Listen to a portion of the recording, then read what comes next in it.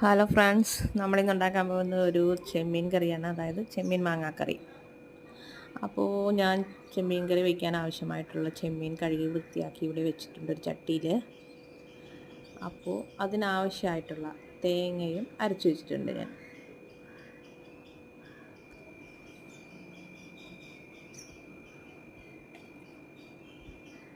തേങ്ങ ഒരു കാൽമുറി തേങ്ങ എടുത്താൽ മതിയാവും കേട്ടോ. കൂടുതലൊക്കെ ആയിക്കഴിഞ്ഞാൽ ഒരു ടേസ്റ്റ് ഉണ്ടാവില്ല കറിക്ക്.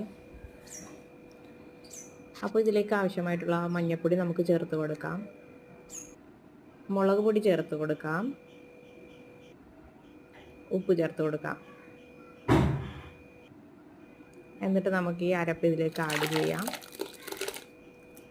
എന്നിട്ട് നമുക്ക് ആവശ്യത്തിന് വെള്ളം ചേർത്ത് കൊടുക്കണം.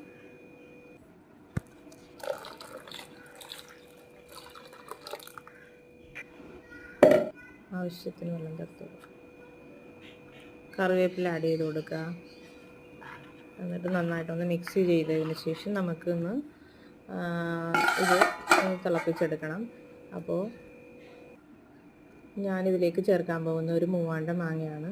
നിങ്ങൾക്ക് പുളി ചേർക്കണമെങ്കിൽ പുളി ചേർക്കാം, അതായത് കുടംപുളിയാണ് ചേർക്കാൻ ഉദ്ദേശിക്കുന്നതെങ്കിൽ കുടംപുളി ചേർക്കാം. ഞാനിവിടെ മാങ്ങയാണ് ചേർക്കുന്നത്. അപ്പോൾ നമുക്ക് തിളച്ചതിന് ശേഷം മാത്രം ചേർത്താൽ മതി കേട്ടോ, കാരണം ഇത് വെന്ത് കലങ്ങിപ്പോവും, അങ്ങനത്തെ ഒരു മാങ്ങയാണ്. പക്ഷേ നല്ല പുളിയാണ് ഇതിന്, അപ്പോൾ നല്ല ടേസ്റ്റും ആയിരിക്കും കറിക്ക്. അപ്പോൾ ചെമ്മീൻ ഏകദേശം തിളച്ച് വന്നപ്പോഴത്തേക്ക് ഞാൻ കട്ട് ചെയ്ത് വെച്ചിരിക്കുന്ന മാങ്ങ കഷ്ണങ്ങൾ അതിലേക്ക് ചേർത്ത് കൊടുത്തിട്ടുണ്ട്.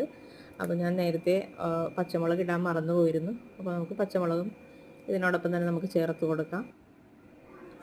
എന്നിട്ടൊന്ന് അടച്ചു വെച്ച് നമുക്ക് വേവിച്ച് പറ്റിച്ചെടുക്കണം. അപ്പോൾ ചെമ്മീൻ കറി ഏകദേശം നന്നായിട്ട് വെന്ത് കുറുകി വന്നിട്ടുണ്ട് കേട്ടോ ഇവിടെ. അപ്പോൾ മാങ്ങയൊന്നും കലങ്ങിയൊന്നും പോയിട്ടില്ല, നല്ലൊരു സ്മെല്ലൊക്കെ വരുന്നുണ്ട് ഇപ്പോൾ. അപ്പോൾ ഇതാണ് ഇതിൻ്റെ ഒരു പാകം. ഇതിൽ കൂടുതലൊന്നും വേവിക്കാൻ നിൽക്കണ്ട, ഇത്രയും വെന്താൽ മതിയാവും. അപ്പോൾ ഇതേപോലുള്ള വീഡിയോസുമായി ഞാൻ ഇനിയും വരുന്നതാണ്. വീഡിയോ ഇഷ്ടമായെങ്കിൽ ലൈക്ക് ചെയ്യുക, കമൻറ്റ് ചെയ്യുക, സബ്സ്ക്രൈബ് ചെയ്യുക. വളരെ ഈസി ആയിട്ട് ഉണ്ടാക്കാൻ പറ്റുന്നൊരു ചെമ്മീൻ കറിയാണിത്. എല്ലാവരും ഒന്ന് ട്രൈ ചെയ്ത് നോക്കണം. വളരെ പെട്ടെന്നൊരു 10 മിനിറ്റിലൊക്കെ നമുക്ക് റെഡിയാക്കി എടുക്കാൻ പറ്റുന്ന ഒരു റെസിപ്പിയാണിത്.